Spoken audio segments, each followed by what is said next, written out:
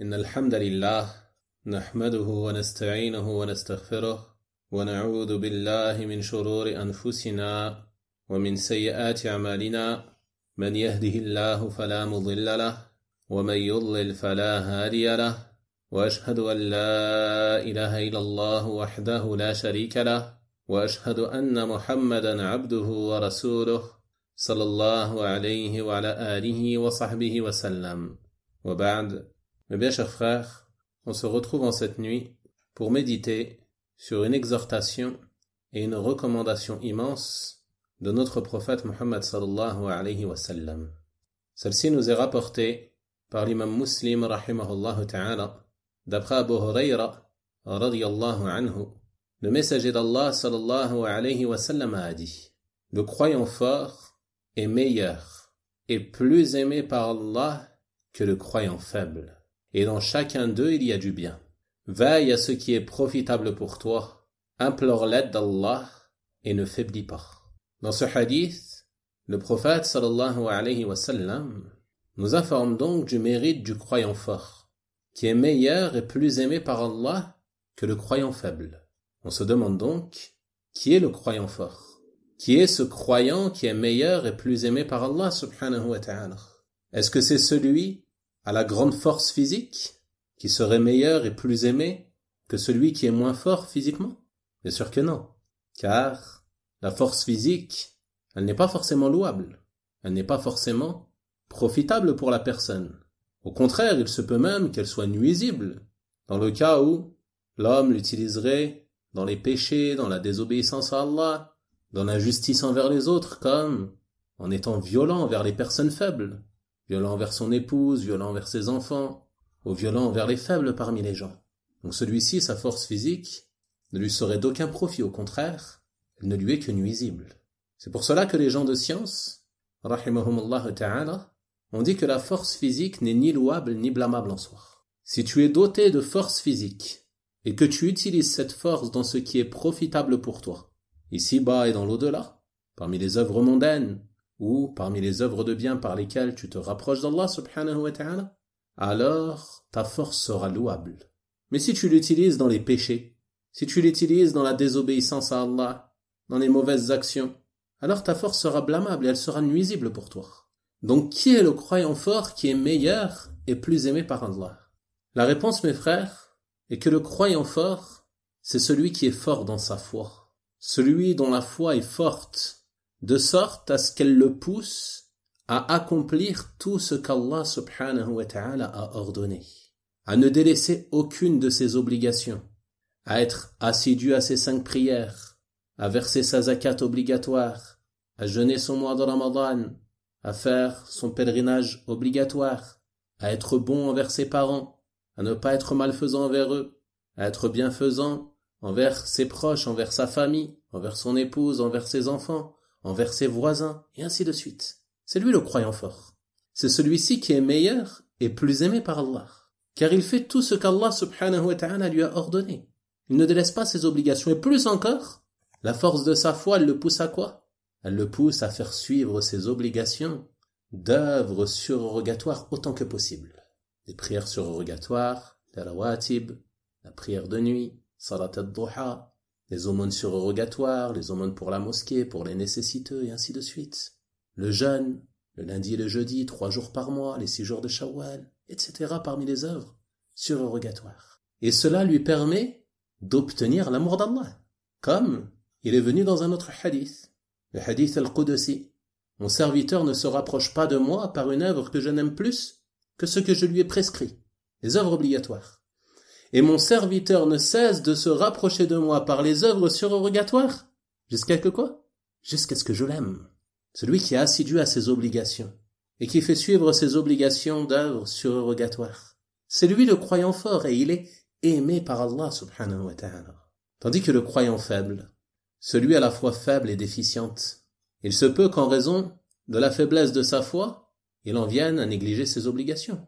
Il se peut qu'il ne soit pas assidu à ses 5 prières, qu'il en fasse sortir certaines de leur temps, parfois peut-être pour des biens vils de ce bas monde, en raison d'un travail, en raison d'études ou je ne sais quoi.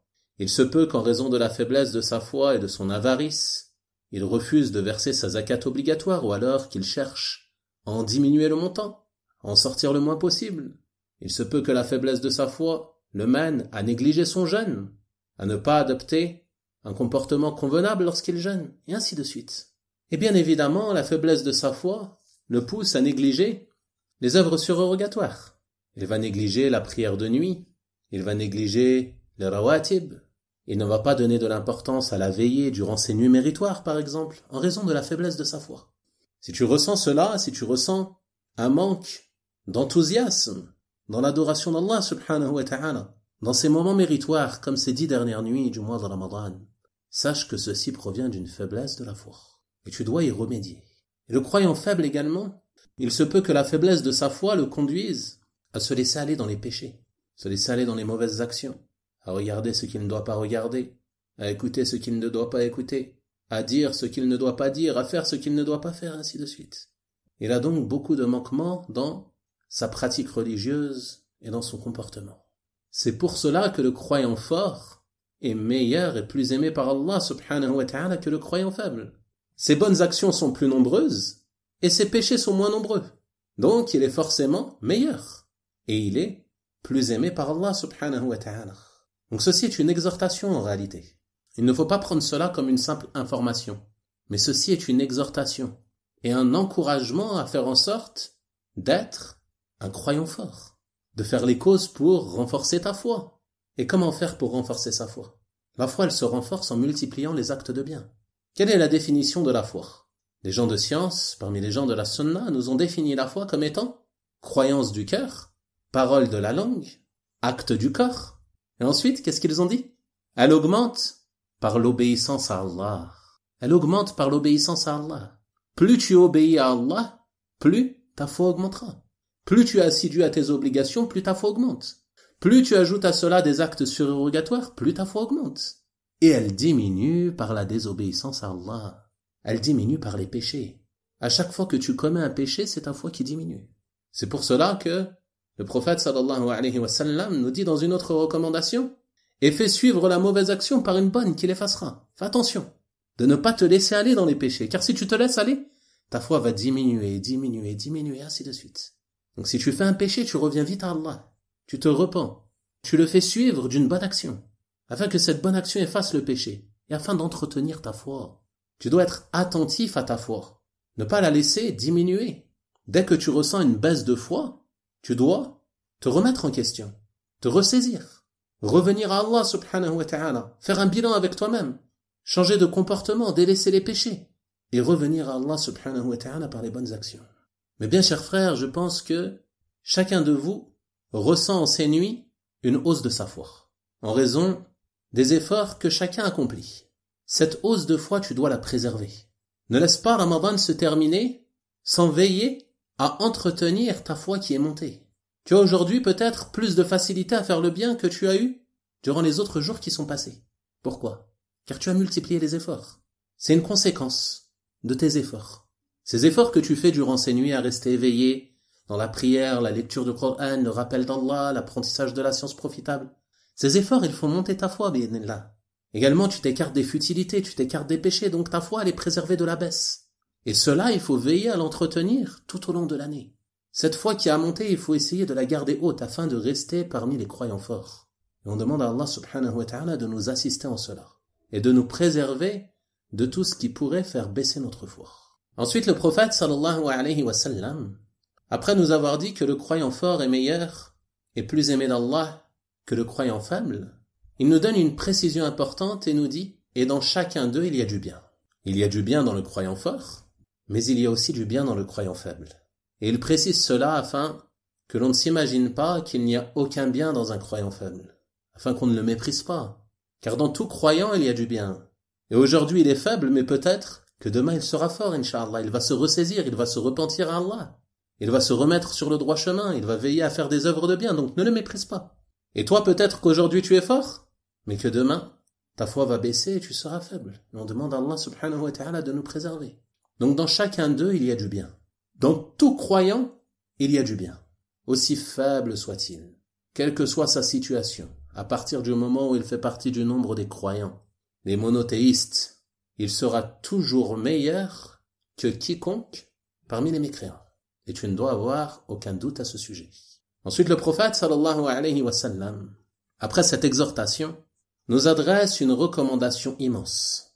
Une recommandation très utile pour nous, qui est en réalité une recommandation que tu dois avoir en tête afin de la suivre dans ton quotidien. Et il te dit, veille à ce qui est profitable pour toi. Cela paraît une évidence, mais pourtant, cela échappe à beaucoup de personnes. Veille à ce qui est profitable pour toi. Fais des efforts pour obtenir et accomplir ce qui est utile, ce dans quoi il y a un intérêt, un profit pour toi. Et ceci sous-entend également, et écarte-toi de ce qui est nuisible. Veille à ce qui est profitable et écarte-toi de ce qui te nuit. Car tout ce que l'on peut accomplir ici-bas est forcément d'une des 3 catégories suivantes. Ou bien c'est une chose qui est profitable pour toi. Dans ce cas-là, tu dois veiller à l'accomplir. Comme la prière, la zakat, les aumônes, le jeûne surorogatoire, les prières surérogatoires, la bienfaisance envers les parents, et ainsi de suite, parmi les choses qui sont profitables. La deuxième catégorie de choses, c'est ce qui est nuisible pour toi. Et ça, tu dois veiller à t'en écarter. Les péchés, les mauvaises actions, la désobéissance à Allah, tout cela, tu dois veiller à t'en écarter, car cela est nuisible pour toi, ici-bas et dans l'au-delà. Et la troisième catégorie de choses, c'est ce qui n'est ni profitable, ni nuisible. Les choses futiles, les pertes de temps. Ce qui n'est ni en ta faveur, ni en ta défaveur. Et le minimum que l'on puisse dire à ce sujet est que cela relève de la perte de temps pour le croyant. Et il est attendu du croyant qu'il fasse des efforts pour préserver son temps. Préserver son temps dans les œuvres de bien, préserver son temps dans les bonnes actions. Et non pas laisser ce temps si précieux être gaspillé dans des futilités qui ne te sont d'aucun profit ni ici-bas ni dans l'au-delà. Car chaque minute qui passe, c'est une minute qui te rapproche de ta mort. C'est une minute qui te rapproche de ton terme qui est fixé. Plus tu avances dans ta vie, plus tu te rapproches de la mort, tu te rapproches de l'au-delà. Tu es dans ce bas monde de passage et tu es en chemin vers l'au-delà. Donc ce temps qui passe, c'est du temps qui ne reviendra pas. C'est pour cela qu'il ne convient pas de le perdre dans des futilités, dans des choses qui ne te seront pas profitables dans l'au-delà, même si elles ne te sont pas nuisibles. Veille à préserver ton temps et à ne faire que des choses qui te sont profitables. Et toute personne douée de raison, toute personne qui recherche le bien et le bonheur ici-bas et dans l'au-delà, elle se doit d'accepter ce conseil et cette recommandation de notre prophète sallallahu alayhi wa sallam et veiller à ce qui est profitable. Mais malheureusement, combien sont ceux aujourd'hui parmi nous qui ne tiennent pas compte de cette recommandation, qui passent une grande partie de leur temps dans ce qui ne leur est d'aucun profit, ou pire encore, qui passent leur journée et leur nuit dans ce qui leur est nuisible, ce qui est nuisible pour leur religion, sans se rendre compte de la valeur de ce temps. Regardez le temps que nombre de personnes passent aujourd'hui sur les réseaux sociaux. Il n'y a pas besoin de mettre un chronomètre, vous avez juste à aller dans les paramètres de vos téléphones et regardez le temps que vous passez sur ces réseaux. Regardez le nombre de temps dans une journée. Twitter, Facebook, Instagram, YouTube et je ne sais quoi. Fais le calcul. Ensuite, regarde le temps que tu mets pour lire une page de Coran. Une page. Parle pas d'un hizb ou d'un juz. Une page. Regarde le temps que tu mets pour lire une page de Coran. Et fais le calcul combien de pages tu aurais pu lire au lieu de passer ce temps sur ces réseaux. Le prophète sallallahu alayhi wa sallam nous a dit dans le hadith le mérite de la lecture du Coran. Pour chaque lettre, il y a une hasana. Et la hasana en vaut 10 semblables à elle. Je ne dis pas que alif, lam, mim est une lettre, mais alif est une lettre, lam est une lettre, mim est une lettre. Donc combien de hasanat tu perds lorsque tu passes ton temps sur ces réseaux à lire des choses futiles, au minimum, au pire encore des choses nuisibles, des choses interdites, et des péchés au sujet desquels tu auras à rendre des comptes devant ton Seigneur subhanahu wa ta'ala. Tu dois donc sans cesse te rappeler de ce conseil de ton prophète sallallahu alayhi wa sallam. Veille à ce qui est profitable pour toi, que ce soit dans tes affaires mondaines ou dans tes affaires religieuses. Dans tes affaires mondaines aussi, veille à ce qui est profitable. S'il y a une chose qui n'est pas utile, délaisse-la. Et fais toujours prévaloir le profit le plus grand. Surtout lorsque sont en conflit un profit religieux et un profit mondain. Dans cette situation, il te convient de toujours faire prévaloir le profit religieux. Car le profit religieux, il va faire monter ta foi. Il va te faire entrer dans le nombre des croyants forts. Et si ta religion est bonne, forcément tes affaires mondaines seront bonnes, incha'Allah. Car Allah n'abandonne pas son serviteur. Mais celui qui fait prévaloir la vie d'ici-bas et ses plaisirs éphémères, et ses richesses éphémères, au détriment de sa religion, alors lui, il risque de perdre les deux. Car le fait de faire prévaloir la vie d'ici-bas fait descendre sa foi. Et cette baisse de foi, elle entraîne une négligence dans les œuvres de bien et un laisser-aller dans les péchés et les mauvaises actions. Et en plus de cela, il se peut qu'il soit privé de ce bien, de cette dunya, ce bas monde éphémère qu'il souhaitait obtenir. Donc veille à ce qui est profitable pour toi. Fais toujours prévaloir ce qu'il y a de meilleur, de plus utile, ici-bas et dans l'au-delà. Ensuite, le prophète sallallahu alayhi wa sallam te dit et implore l'aide d'Allah. Et ça également, c'est une recommandation d'une grande importance. Implore l'aide d'Allah. Car est-ce que tu peux veiller à ce qui est profitable pour toi sans l'aide d'Allah? Est-ce que c'est possible? Ce n'est pas possible. Si Allah ne te guide pas vers ce qui est profitable, tu ne peux pas être guidé vers cela. Donc tu as besoin de l'aide de ton Seigneur pour être guidé vers cela et pour pouvoir le mettre en pratique. Pourquoi dans Surat Al-Fatiha on dit « Iyyaka na'bud wa iyyaka nasta'in » C'est toi seul que nous adorons et c'est de toi seul dont nous implorons l'aide. Car sans l'aide d'Allah, nous ne pouvons pas l'adorer. Nous avons besoin de l'aide d'Allah pour pouvoir adorer Allah. C'est pour cela que nous implorons son aide.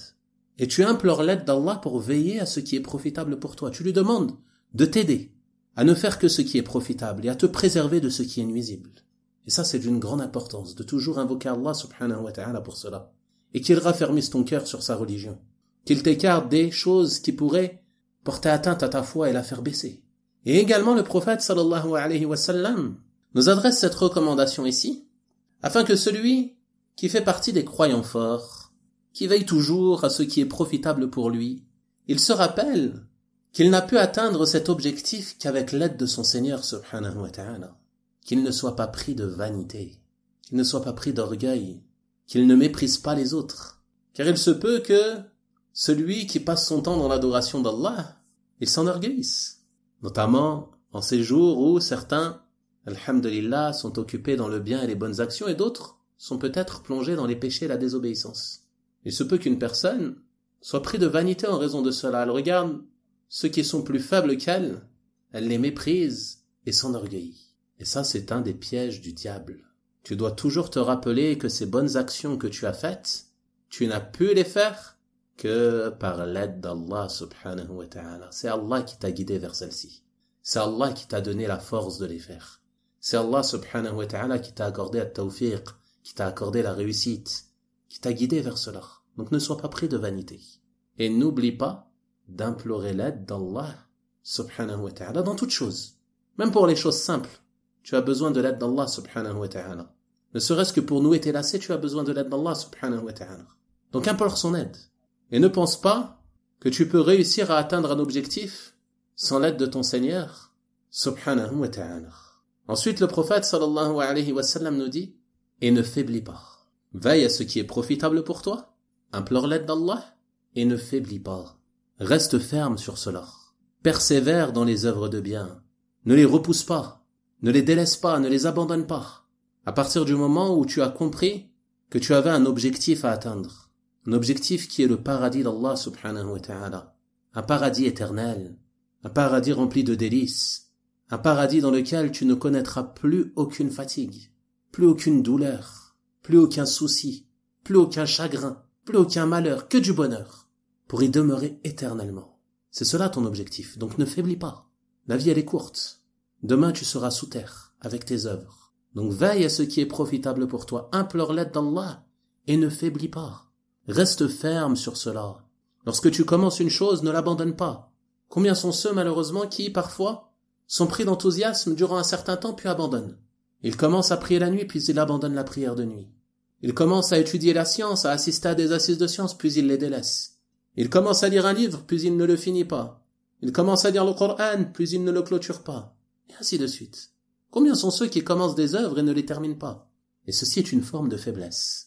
Donc veille à ce qui est profitable pour toi. Implore l'aide d'Allah et passe la troisième étape, qui est de ne pas faiblir, de persévérer dans le bien. Et notamment, à la fin de ce mois, comme on l'a dit, ne faiblis pas, tu as fait beaucoup de bien, masha'Allah. Tu es venu à la mosquée, tu as veillé, tu as prié la nuit, tu as jeûné durant ce mois, afin de profiter de la grâce divine, du pardon d'Allah subhanahu wa ta'ala, afin d'être affranchi du feu de l'enfer. Donc ne faiblis pas après cela, reste ferme. Persévère dans les œuvres de bien. Et dès maintenant la volonté de continuer. Je ne dis pas que tu vas continuer de veiller de la même manière que tu l'as fait durant ces nuits. Mais au moins, veiller à préserver une part de prière de nuit, une part de lecture du Coran, une part de jeûne, et ainsi de suite.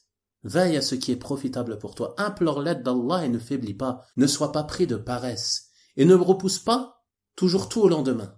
Beaucoup de personnes tombent dans ce piège du diable, qui est de toujours repousser à taswif. Je ferai demain. Demain je vais apprendre à lire l'arabe. Demain je vais apprendre à lire le Coran. Demain je vais lire le Coran. Demain je vais mémoriser. Les années passent, il n'a toujours rien appris, il ne sait toujours pas lire, il n'a pas lu le Coran, il ne l'a pas terminé, il n'a pas étudié la science. Pourquoi? Demain je vais commencer. Combien sont ceux à tomber dans ce piège du diable, d'avoir de faux espoirs? Demain tu ne sais même pas si tu seras vivant. Il se peut que demain, on prie sur toi. Donc œuvre aujourd'hui, n'attends pas demain. Œuvre aujourd'hui, afin de mourir sur le bien. Et lorsque tu entreprends une chose, reste ferme sur celle-ci, ne la délaisse pas. Ne te laisse pas non plus tromper par le diable qui va te distraire vers une autre œuvre, notamment dans l'étude de la science. Il dit, je veux étudier un livre de croyance. Il commence un livre, il commence à l'étudier, le diable vient à lui et lui dit, mais il y a un cours de fiqh aussi. Ah oui, c'est vrai, je vais l'apprendre, je vais aller suivre le cours de fiqh. Il délaisse le cours de croyance, il va dans le cours de fiqh. Et ainsi de suite. Également dans la mémorisation. Il commence à apprendre une sourate, il apprend les 2-3 premiers versets. Ah, j'ai envie d'apprendre celle-là finalement. Il va apprendre une autre, puis une autre. Et les années passent, il n'apprend rien en réalité. Et ça, c'est une forme de faiblesse. Donc veille à ce qui est profitable pour toi. Implore l'aide d'Allah et ne faiblis pas, reste ferme, ne sois pas pris de paresse. Et lorsque tu entreprends une chose, veille à la terminer et à ne pas la délaisser. Ceci était donc une recommandation immense de notre prophète Muhammad sallallahu alayhi wa sallam, et je demande à Allah subhanahu wa ta'ala de nous aider à la mettre en pratique et de faire de cette assise une preuve pour nous et non pas contre nous au jour de sa rencontre. Wa sallallahu wa sallama wa baraka ala nabiyyina Muhammad wa ala alihi wa sahabatihi ajma'in walhamdulillahi rabbil alamin wa barakallahu fikum.